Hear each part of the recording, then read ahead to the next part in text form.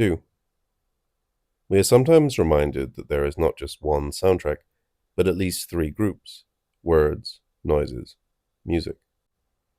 Perhaps an even greater number of sound components should be distinguished: noises, which isolate an object and are isolated from each other; sounds, which indicate relationships and are themselves in mutual relation; phonations, which cut into these relations, which can be shouts but also genuine jargons, as in the talking burlesque of Chaplin or Jerry Lewis; words, music. It is clear that these different elements can enter into a rivalry, fight each other, supplement each other, overlap, transform each other. This was the object of thorough research from the outset of Talking Cinema by René Clair. It was one of the most important aspects of Tati's work, where intrinsic relations of sounds are systematically deformed, but also where elementary noises become characters, the ping-pong ball, the car in Mr. Hulot's Holiday, and where, conversely, characters enter into conversation through noises, the pff conversation in playtime. All this would be a sign, following a fundamental thesis of Fano, that there is already a single sound continuum, whose elements are separate only in terms of an ultimate referent or signified, but not of a signifier. The voice is not separable from noises, from the sounds which on occasion make it inaudible. This is indeed the second important difference between cinematographic and theatrical speech acts. Fano cites the example of Mizoguchi's A Story from Chikmatsu, where Japanese phenomena, sound effects, and punctuations by percussion weave a continuum whose mesh is so fine that it seems impossible to find its weft. All of Mizoguchi's sound work goes in this direction.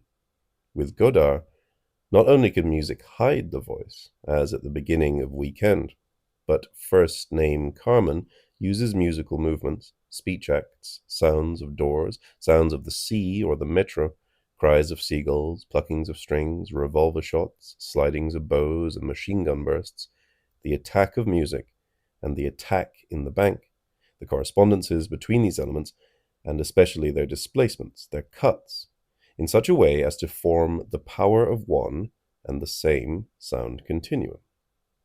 Rather than invoking the signifier and the signified, we might say that the sound components are separate only in the abstraction of their pure hearing, but insofar as they are a specific dimension, a fourth dimension of the visual image, which does not mean that they merge with a referent or signified, then they all form together one single component, a continuum.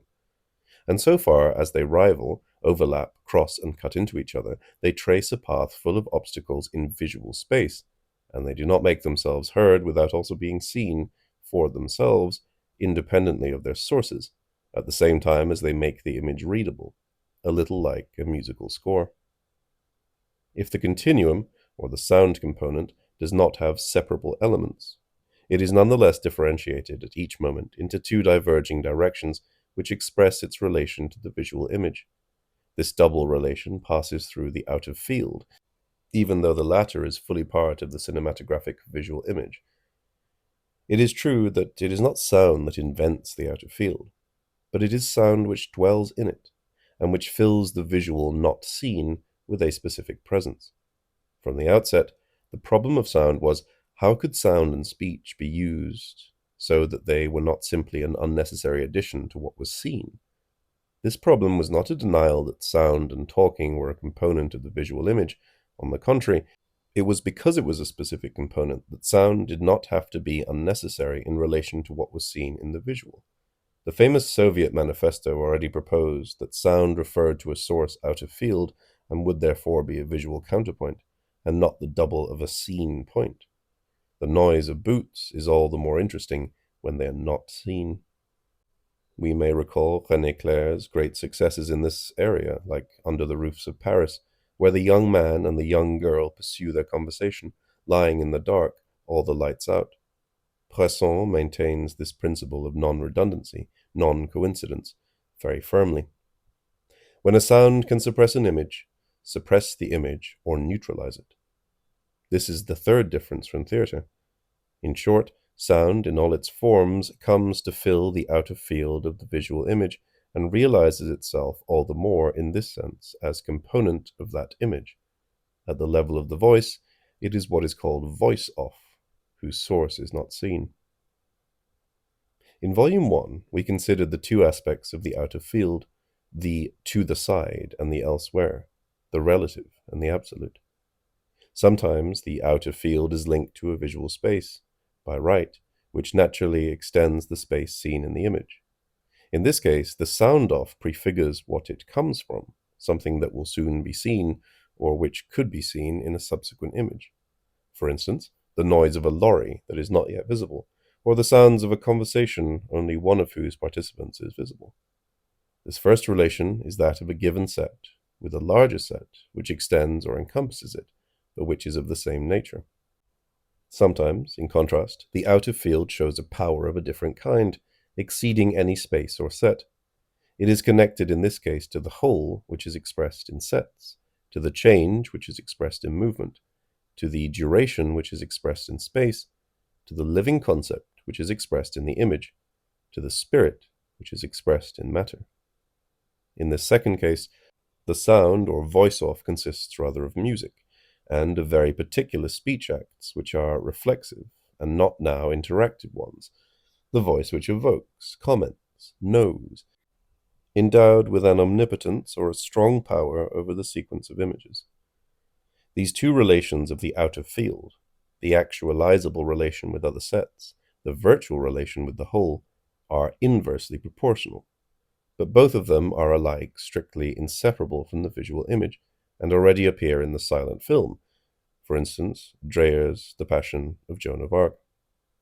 When cinema acquires sound, when sound fills the outer field, it therefore does so in consequence of these two aspects, of their complementarity and inverse proportionality, even if it is destined to produce new effects.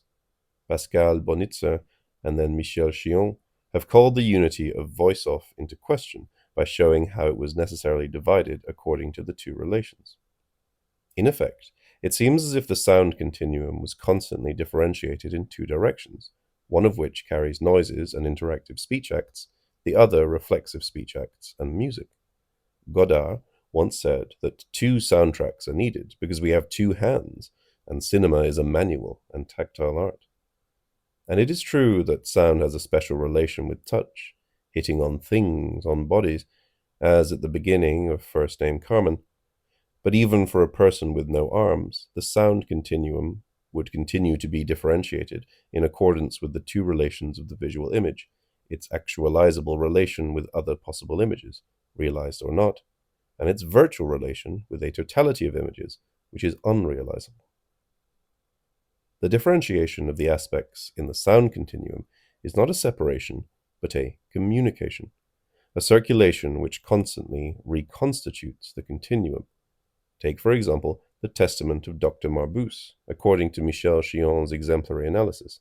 The terrible voice seems to be always to the side, in accordance with the first aspect of the outer field, but as soon as there is a move to the side, it is already elsewhere, omnipotent, in accordance with the second aspect, until it is localized, identified in the image seen, voice in.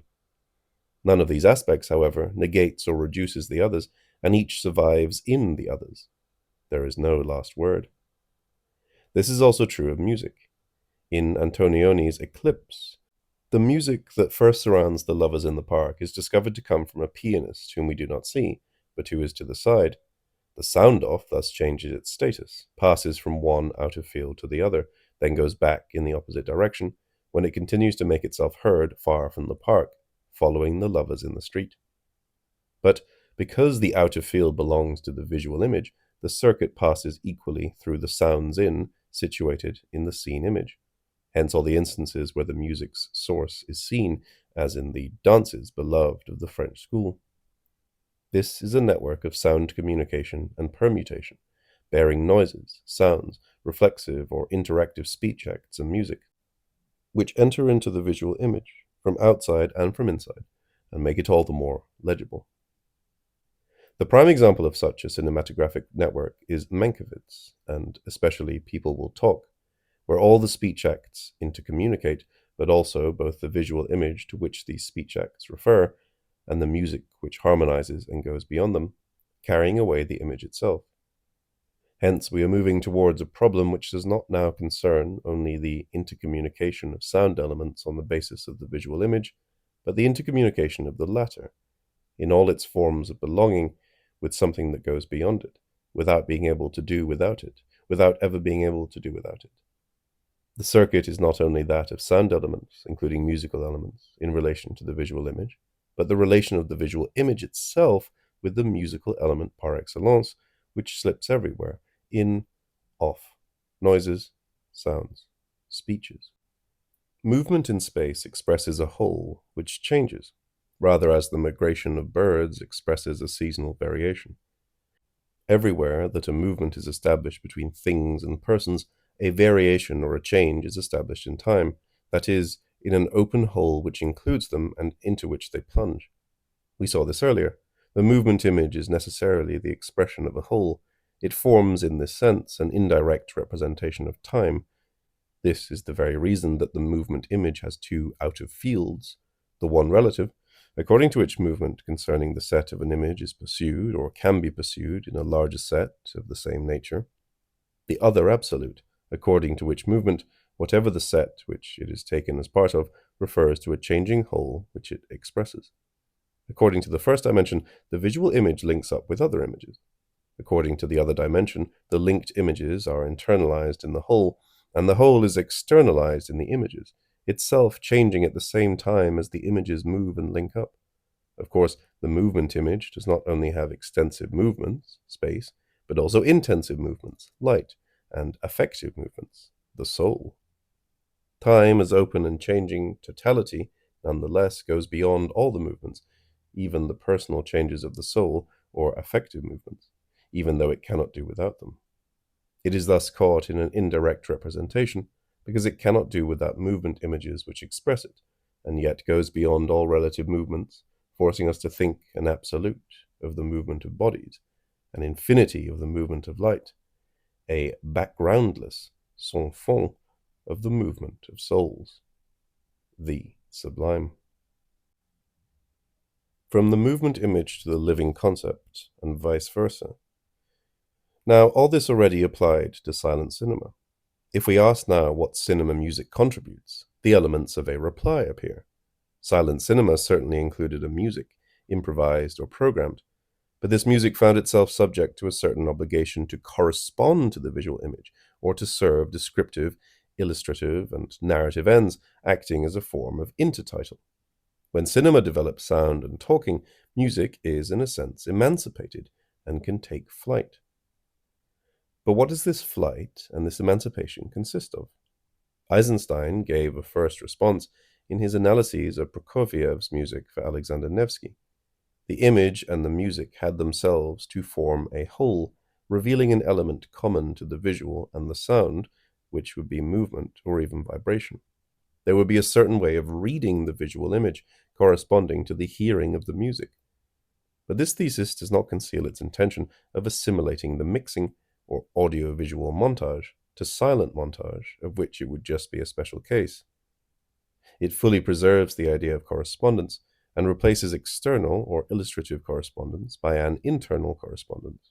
It believes that the whole should be formed by the visual and sound, which go beyond themselves in a higher unity. But since the silent visual image already expressed a whole, how can we ensure that the sound and visual whole is not the same, or if it is the same, does not give rise to two redundant expressions? For Eisenstein, it is a matter of forming a whole with two expressions whose common measure would be discovered, always commensurability, whilst the achievement of sound consisted rather in expressing the whole in two incommensurable, non-corresponding ways. It is in fact in this direction that the problem of cinema music finds a Nietzschean solution, rather than Eisenstein's Hegelian one. According to Nietzsche, or at least according to the still Schopenhauerian Nietzsche of the birth of tragedy, the visual image comes from Apollo, who causes it to move according to a measure and makes it represent the whole indirectly, mediately, through the intermediary of lyric poetry or drama.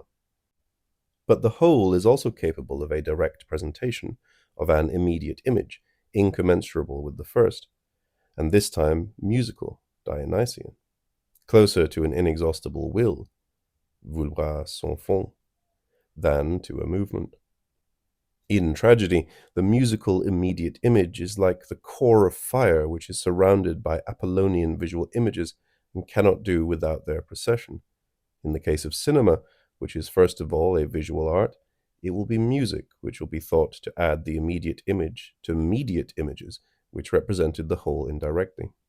But the essential point is not changed, namely the difference in nature between indirect representation and direct presentation. According to musicians like Pierre Jansen, or to a lesser degree, Phillipe, cinema music must be abstract and autonomous, a true foreign body in the visual image, rather like a speck of dust in the eye, and must accompany something that is in the film without being shown or suggested in it. There is certainly a relation, but it is not an external correspondence, nor even an internal one, which would lead us back to an imitation. It is a reaction between the musical foreign body and the completely different visual images, or rather, an interaction independent of any common structure. Internal correspondence is no more valid than external, and a barcarolle finds just as good a correlate in the movement of light and water as in the embrace of a Venetian couple. Hans Eisler demonstrated this, criticizing Eisenstein. There is no movement common to the visual and to sound, and music does not act as movement, but as stimulant to movement without being its double, that is, as will. For movement images, visual images in movement express a whole that changes, but they express it indirectly, so that change as property of the whole does not regularly coincide with any relative movement of persons or things, not even with the affective movement internal to a character or a group. It is expressed directly in music, but as contrast or even in conflict, in disparity with the movement of the visual images. Pudovkin gave an instructive example. The failure of a proletarian demonstration should not be accompanied by melancholic or even violent music, but constitutes only the drama in interaction with the music, with the change of the whole as rising will of the proletariat. Eisler gives many examples of this pathetic distance between music and images. An incisive fast music for a passive or depressing image, the tenderness or serenity of a barcarolle as spirit of place in relation to violent events which are happening, a hymn to solidarity for images of oppression. In short, sound cinema adds a direct but musical and only musical, non-corresponding presentation to the indirect representation of time as changing whole. This is the living concept, which goes beyond the visual image without being able to do without it. It will be noticed that direct presentation, as Nietzsche said, is not identical to what it presents, to the changing whole or time. It may therefore have a very discontinuous or rarefied presence. Moreover, other sound elements may assume a function analogous to that of music, hence the voice off in its absolute dimension as omnipotent and omniscient voice, Wells's modulation of the voice in the Magnificent Ambersons, or again the voice in. If Greta Garbo's voice stood out in The Talkie, it is because at a certain point in each of her films, it was capable not only of expressing the internal, personal change of the heroine as affective movement, but of bringing together to form a whole the past, the present, and the future, crude intonations, amorous cooings, cold decisions in the present, reminders from memory, bursts of imagination, from her first talking film, Anna Christie. Delphine's Seyrig perhaps achieves a similar effect in René's Muriel, gathering together in her voice the changing whole, from one war to the other, from one Boulogne to the other. As a general rule, music itself becomes in, as soon as its source is seen in the visual image, but without losing its power. These permutations are better explained if an apparent contradiction between the two conceptions that we have discussed, of Fano's sound continuum and of Jansen's foreign body, is cleared up. It is not enough that they are both opposed to the principle of correspondence. In fact, all the sound elements, including music, including silence, form a continuum as something which belongs to the visual image, which does not prevent this continuum from being continually differentiated in accordance with the two aspects of the outer field which also belong to the visual image, one relative and the other absolute. It is insofar as it presents or fills the absolute that music interacts as a foreign body. But the absolute, or the changing whole, does not merge with its direct presentation. This is why it continually reconstitutes the sound continuum off and in, and relates it to the visual images which indirectly express it. Now, this second movement does not cancel out the other, and preserves for music its autonomous special power. At the present juncture, cinema remains a fundamentally visual art in relation to which the sound continuum is differentiated in two directions, two heterogeneous streams, but is also reformed and reconstituted. This is the powerful movement by which, already in the silent film, visual images are internalized in a changing whole, but at the same time as the changing whole is externalized in visual images. With sound, speech, and music, the circuit of the movement image achieves a different figure, different dimensions or components. However, it maintains the communication between the image and a whole which has become increasingly rich and complex. It is in this sense that the talkie perfects the silent film. Silent or talkie, we have seen. Cinema constitutes an immense internal monologue, which constantly internalizes and externalizes itself. Not a language, but a visual material which is the utterable of language, its signified of power, the linguist Gustave Gilles would say, and which refers in one case to indirect utterances, intertitles, in the other case to direct enunciations, acts of speech and of music.